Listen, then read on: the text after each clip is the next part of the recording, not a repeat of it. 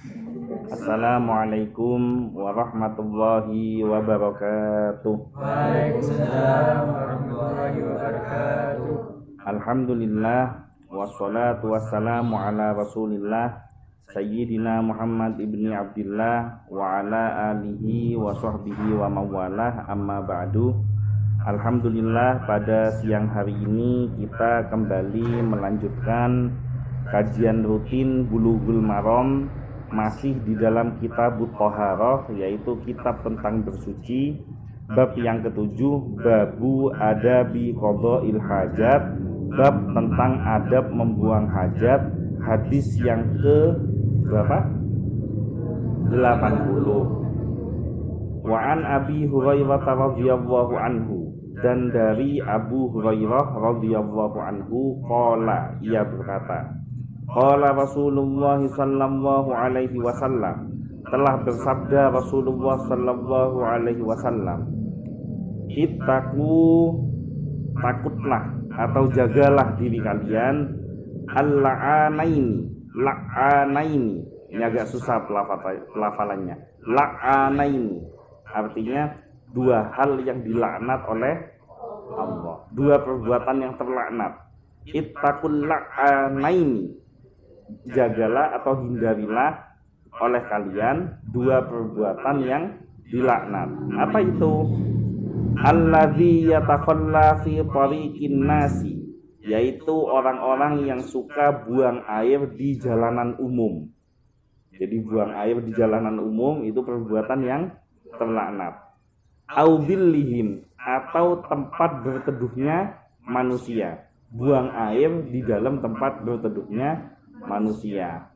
Misalkan kamu ke rumah orang, di ruang tamunya atau di terasnya kamu buang air. Nah, itu termasuk al-la'anaini, dua perbuatan yang dilaknat.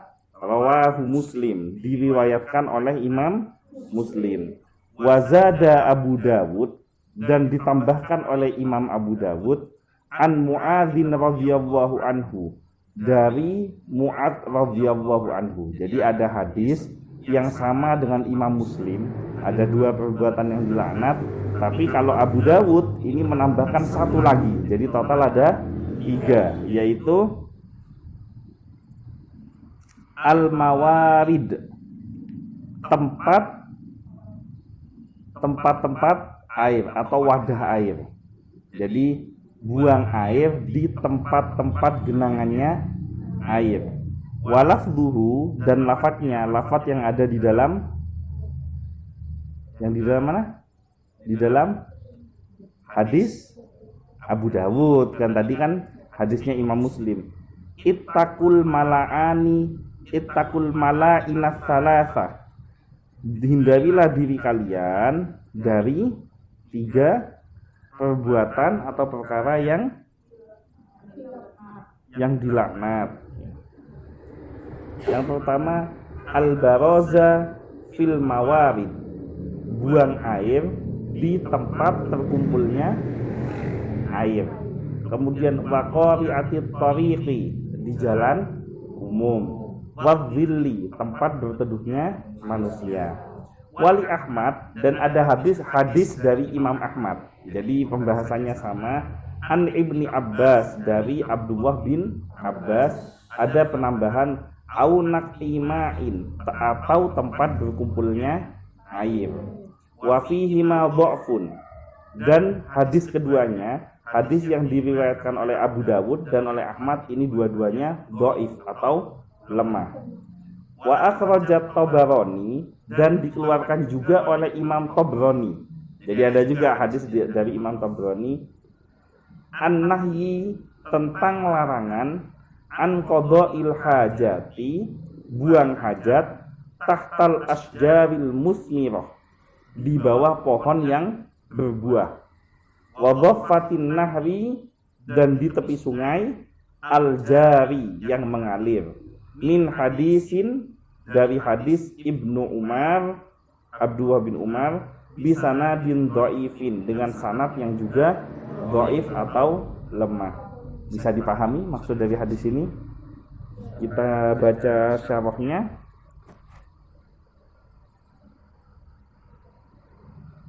Yang pertama, tadi ada berapa hadis yang dibaca?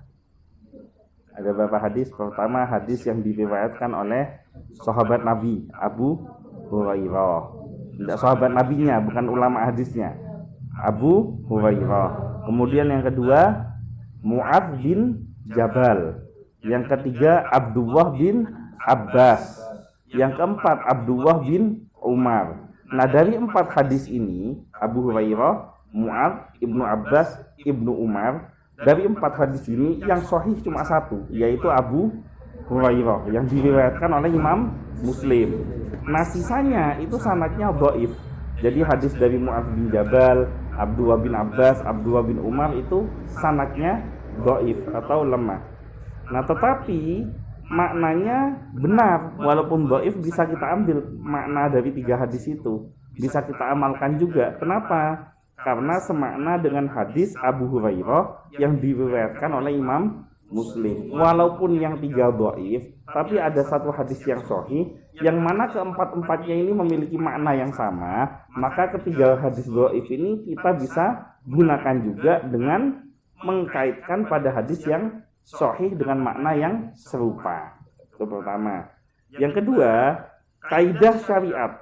Jadi syariat itu ada 1 kaidah, bunyinya segala sesuatu yang mengganggu orang lain dihukumi haram. Segala sesuatu yang mengganggu orang lain dihukumi haram. Sholat itu bagus apa enggak? Bagus. Tapi kalau kamu sholatnya di tengah jalan itu mengganggu orang lain, maka itu dihukumi haram. Misalkan wat megawat, ya kan, sholat di jalan raya untuk menunjukkan saya mau dakwah supaya orang yang tidak sholat biar sholatnya di jalan raya sehingga menimbulkan kemacetan. Nah, itu haram. Baca Al-Quran itu bagus atau tidak? Bagus. Tapi kalau kamu baca Quran di pinggirnya orang tidur dengan suara yang nyaring sehingga orang tidur itu terganggu, maka bacaan Quranmu ini menjadi haram. Karena kaidah syariatnya segala sesuatu yang mengganggu orang lain dihukumi haram. Nah, makanya jangan sok-sok alim, sok-sok hebat, sok-sok paling soleh menunjukkan ibadah kita yang ternyata ibadah kita itu justru malah mengganggu orang lain. Karena nggak boleh ibadah mengganggu orang lain. Apalagi itu kalau sudah bulan puasa, kan banyak itu yang sok-sokan itu. Warung-warung di sweeping, ditutup, ya kan. Habis itu ada yang sampai dirobohkan. Alasannya karena tidak menghormati bulan puasa. Terus sejak kapan bulan puasa minta dihormati? Pertama. Dan yang kedua, sekarang kalau misalkan tidak ada yang jual makanan, bagaimana solusi terhadap 3 orang yang mendapatkan rukhsah boleh tidak puasa? Yang pertama yaitu wanita yang sedang datang bulan, itu kan boleh tidak puasa. Yang kedua, musafir, boleh tidak puasa. Yang ketiga, orang yang sedang sakit, boleh tidak puasa. Atau ibu hamil dan menyusui, itu juga dibolehkan untuk tidak puasa. Dan terus kalau semua ditutup dengan alasan tidak menghormati bulan puasa, itu dari mana dalilnya? Jadi jangan sampai perbuatan baik tidak menggunakan akhlak yang baik sehingga menimbulkan kerusakan pada orang-orang yang ada di sekelilingnya. Nah, dalil yang mendukung kaidah ini adalah firman Allah di dalam surat Al-Ahzab ayat 58. Bunyinya, walladzina yu'dzunal mu'minina wal mu'minati bighairi maktasabu faqad ihtamalu buhtanan wa itsman mubina.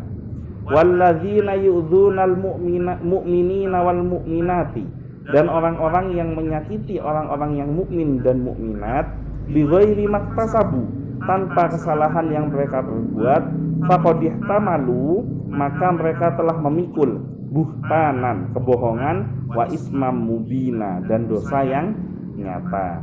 Juga di dalam hadis Hudzaifah bin Usaid al-Ghifari, Nabi SAW bersabda, man adzal muslimina fi tariqihim, siapa yang menyakiti kaum muslimin di jalan mereka, wajabat alaihi la'anatuhum, maka aku akan melaknat mereka. Siapa yang menyakiti orang lain di jalan kebenaran, di jalan mereka, maka aku sendiri yang akan melaknat mereka. Bayangkan, gara-gara kita ganggu orang lain merasa terganggu karena perbuatan kita, maka kita bukannya dapat pahala, tapi malah mendapatkan laknat dari Rasulullah. Bukan yang sabda Rasulullah. Maka buang hajat sembarangan itu termasuk kategori mengganggu orang lain kan itu. Maka itu diharamkan. Yang ketiga, tidak boleh buang hajat di tempat yang bisa mengganggu manusia. Kenapa? Karena dampak jeleknya adalah ada najis, timbul suatu yang kotor, dan timbul bau busuk yang tidak enak. Jangan suka buang air kecil atau buang air besar sembarangan. Terutama para cowok ini. Biasanya kebelet pipis, suka-suka pipis di pojokan jalan, di pinggir di kadang-kadang di belakang pagernya orang. Di mana? Kok kayak pengalaman di pohon. Nah, sehingga akhirnya setiap ada orang lewat mencium bau aroma yang tidak enak. Maka hati-hati, setiap ada orang mencium bau aroma yang tidak enak, maka yang pipis tadi itu akan kebagian dosanya. Ada amal jariah, ada dosa jariah. Selama baunya tidak hilang, ya kamu akan tetap kebagian dosanya, karena hajatmu, kotoranmu mengganggu orang lain. Selanjutnya, tidak boleh buang hajat di jalan yang dilewati oleh orang lain. Makanya Islam ini luar biasa. Islam ini sangat mengajarkan tentang kebersihan, dan kita boleh coba masuk ke daerah kampung-kampung muslim yang walaupun mungkin secara ekonomi itu mereka hidup di bawah garis kemiskinan, tapi ketika mereka betul-betul memegang syariat Islam, maka bisa jarang kita temui ada kotoran manusia berkeliaran di pinggir jalan, apalagi di tengah jalan. Tapi coba kalau di luar negeri, seperti satu contoh Cina. Cina itu kan salah satu negara yang maju secara ekonomi, berkembang, bahkan salah satu negara yang mampu menyaingi Amerika itu Cina. Jadi kalau sudah Cina mengambil kebijakan, Amerika itu biasanya ketar-ketir. Nah, tapi ketika kita berkunjung ke sana, itu di jalanan-jalanan umum banyak sekali kotoran manusia berkeliaran, karena mereka punya pendapat bahwa kotoran manusia itu pupuk sehingga menyuburkan tanaman gitu lah. Itu kan sama dengan dari kita untuk kita itu. Kadang-kadang anak seusia Ibra itu kalau kebelet buang air besar, itu nunggu toilet kelamaan, ya kan? Itu biasanya diangkat ke wastafel. Jadi dibuang di wastafel itu gitu lah. Nah, tapi kita tidak pernah temui itu di negara-negara muslim, bahkan di lingkungan-lingkungan muslim yang mayoritas hidup di bawah garis kemiskinan sekalipun, tetap kebersihan terjaga. Maka sebagai seorang muslim malu kalau kita tidak bersih, karena kekuatan Islam itu salah satunya terletak pada kebersihannya. Bahkan coba kita lihat kitab fikih kita saja, baik kitab Bulughul Maram atau kitab apapun, pasti bab yang pertama yang diajarkan tentang toharoh. Toharoh itu artinya bersuci. Suci itu kaitannya dengan kebersihan. Ini sudah berapa hadis? 80 hadis. 80 hadis, 80 hari kita ngaji semuanya tentang kebersihan. Dan ini masih banyak sekali hadis-hadis yang membahas tentang kebersihan. Maka kita harus bangga jadi seorang muslim.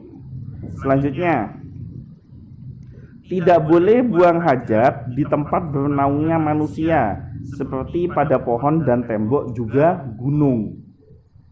Bahkan dianjurkan kalau misalkan kamu di gunung atau di hutan buang hajat, tidak ada sungai, pilihannya cuma harus di tempat ini diperintahkan untuk menggali tanah. Dan setelah buang hajat itu harus ditutup, dikubur dengan tanah itu, jangan dibiarkan keleleran seperti itu, kok nongkok begitu, kuning lagi yang dipegang. Selanjutnya, tidak boleh buang hajat di tempat yang air diminum di situ. Jadi kalau ada air mengalir, ada orang yang minum menggunakan air itu, maka tidak boleh kamu buang hajat di air itu. Kenapa? Karena kamu merugikan orang yang mengkonsumsi air tersebut. Selanjutnya, tidak boleh buang hajat di tempat berkumpulnya air, bak mandi, waduk, danau buatan yang tidak mengalir. Kalau sungai bagaimana? Asalkan aliran airnya deras, itu tidak apa-apa. Tapi kalau aliran airnya tidak deras sehingga berpotensi menyebabkan kayak nengkek, maka itu tidak boleh. Selanjutnya, tidak boleh buang hajat di bawah pohon yang berbuah. Jadi tidak boleh. Kenapa kok tidak boleh buang hajat di bawah pohon yang berbuah? Karena dikhawatirkan buah yang jatuh itu nanti jatuh ke kotoranmu, sehingga buah itu jadi buah yang najis. Nah, ketika buahnya najis, maka kamu merugikan orang lain, karena orang lain punya kebutuhan terhadap buah tersebut dan kamu buat buah itu jadi najis. Yang kesembilan, tidak boleh buang hajat di pinggir sungai dan pantai. Jadi di pinggir air yang mengalir. Kalau air yang mengalir boleh nggak? Boleh, dengan catatan deras. Misalkan kamu buang air di laut, silakan, nggak apa-apa. Kalau bisa pastikan yang ada ikan pausnya. Jadi buang air bersih itu, kotorannya bersih, sak kamunya ikut bersih nanti itu. Tapi kalau di tepi pantai atau di tepi sungai jangan. Karena kalau di tepi pantai dengan di tepi sungai itu kamu mengganggu orang lain. Ada pertanyaan sampai di sini? Ada. Ya. Suatu kegiatan yang mengganggu orang lain itu kan diharapkan. Dan bagaimana hukumnya ketika ada orang mengaji yang ditaruh di speaker? Itu kan juga mengganggu orang lain. Itu kan tergantung kesepakatan mayoritas penduduk yang ada di situ. Kalau seandainya mayoritas penduduk yang ada di situ merasa baik-baik saja dan tidak terganggu dengan Al-Quran yang dilantunkan melalui speaker, maka justru itu menjadi ibadah pertama. Kemudian yang kedua, harus dilihat waktunya kapan. Melantunkan Al-Quran melalui speaker itu kapan? Apakah dalam kondisi orang dalam keadaan sadar seperti sekarang, ataukah tengah malam, jam 12 malam, jam 1 malam kamu melantunkan Al-Quran melalui speaker. Kalaupun misalkan jam 12, jam 1 malam pas bulan puasa biasanya kan ada tadarusan sampai menjelang sahur atau subuh, ya kan. Nah itu kalau kesepakatan masyarakat tidak masalah, bahkan masyarakat gembira. Kenapa? Karena terus-menerus mendengar ayat-ayat Al-Quran, ya silahkan, tidak apa-apa. Yang tidak boleh itu masyarakatnya merasa terganggu, atau mungkin kamu hidup tinggal di lingkungan non-muslim, terus kamu pakai speaker, kamu ngaji kenceng-kenceng di tengah malam, di waktu orang tidur, kemudian sudah kenceng-kenceng suaramu nggak enak, tajwidnya nggak betul gitu loh. Nah itu namanya mengganggu. Jadi soal Al-Quran yang ada di dalam speaker itu kembali kepada kesepakatan bersama di dalam lingkungan tersebut. Jangankan Al-Quran, mengumandangkan azan saja di lingkungan non-muslim yang mengakibatkan terganggunya masyarakat setempat dan terancamnya jiwa dan keselamatan kamu, maka tidak diperbolehkan mengumandangkan azan di lingkungan non-muslim. Misalkan yang muslim cuma 10 orang, yang non-muslim ada 2000 orang, kamu pakai speaker, satu kampung dengar semua, sehingga terganggu masyarakat yang ada di situ. Adzan subuh terutama itu kan mengganggu sekali, itu kan mengganggu orang non-muslim maksudnya. Kalau saya malah alhamdulillah dengan adzan subuh. Nah itu tidak boleh, apalagi terancam keselamatannya, tidak boleh. Tapi kalau lingkungannya semua muslim, ya memang harus dikumandangkan adzan subuh supaya sholat subuh. Kalau lingkungannya semua muslim, ya sudah sepantasnya selama waktu-waktu wajar dikumandangkan Al-Quran, kita harusnya gembira. Kenapa? Karena ketika Al-Quran dikumandangkan kita akan mendapatkan rahmat, gitu. Seperti itu ya. Jadi tergantung kesepakatan bersama. Ada lagi pertanyaan? Mudah-mudahan kita semuanya diselamatkan, baik di dunia maupun di akhirat, disehatkan badannya, dipanjangkan umurnya, barokah rizkinya, mendapatkan syafaat dari Nabi Muhammad SAW. Al-Fatihah.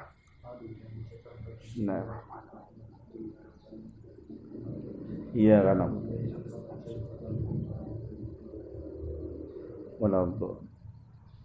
Sekian dari saya, kurang lebihnya mohon maaf. Wallahul muwaffiq ila aqwamit thoriq. Wabillahi taufiq wal hidayah. Wassalamualaikum warahmatullahi wabarakatuh.